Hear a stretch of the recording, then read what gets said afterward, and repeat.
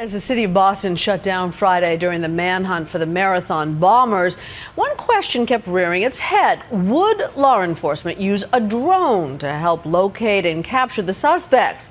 From controversial U.S. attacks on alleged terrorists in Pakistan and Afghanistan to do-it-yourself gadgets you can buy on the internet, drones seem to be everywhere. Martha Raddatz went to find out who's watching you.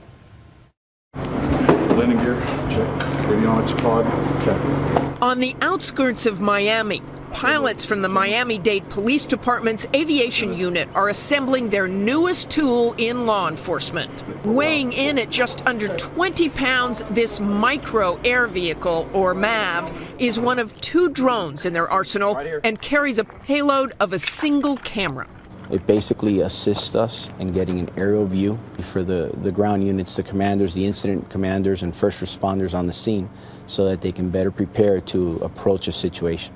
Miami-Dade is one of more than a dozen law enforcement agencies which are incorporating drones into daily operations, although their use is heavily regulated. We can't just sit and say, we're going to fly this thing from the station and we're going to surveil the city. That doesn't work that way. We can't fly over populated areas, or we can't fly near high rises. Straps in place? Check. Landing gear fastened? Check. Nightline recently visited during an exercise as the MAV flew in support of a SWAT team operating on the ground. In this simulation, a suspect has escaped from custody, and the MAV will be used to see in real time what is happening during the search. You're clear to launch. Clear to launch, MAV.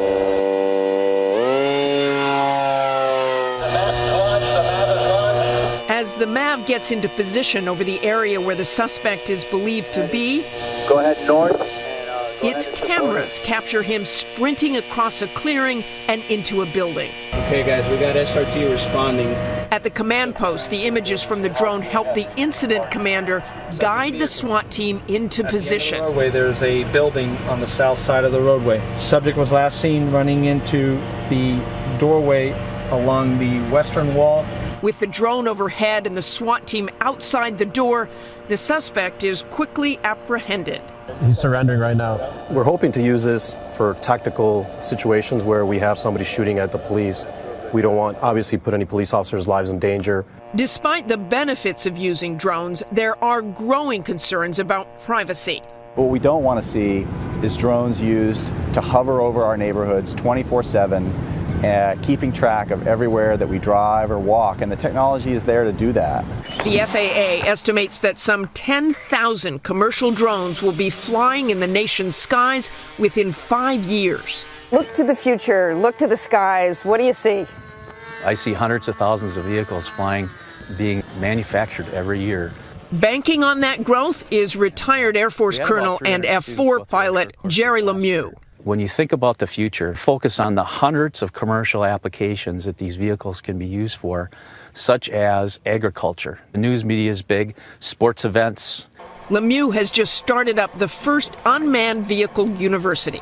Most of the teaching is done online, offering master's and doctorate degrees with courses in radar sensors, project management, and mission design, as well as intensive weekend programs. And for those like Justin Woody, who want to learn how to fly unmanned aerial vehicles, the university offers a 3-day hands-on course. In the future, what I want to do is get into what they call precision agriculture, so that I could go and help spot the troubled areas in the fields and help the farmers increase their crops. Okay, our turn? Our turn. Nightline dropped in on the latest session, held at a model airplane field in Sarasota, Florida. I had practiced on a computer simulator before arriving, and once Justin and Gene Payson, my instructor with 40 years of experience, launched the fixed-wing drone called a Skyhawk, I took over the controls. Get some right. Get some right. Yeah. Wearing goggles, I see what the Skyhawk sees. We're going to turn around 180 degrees, and we're going to be heading west. Okay. There. There's the airport. Okay. There's the runway. Aim for that. I made a few laps over the airstrip, and then Justin brought the Skyhawk in for a landing. Okay, just keep the sticks level, and you're perfect. Down. There we go. Wow, Justin, perfect. But working with drones isn't all about flying. With the aerial cameras and other sensors, the university gives students a chance to operate those systems as well, using a helicopter-like drone that can hover.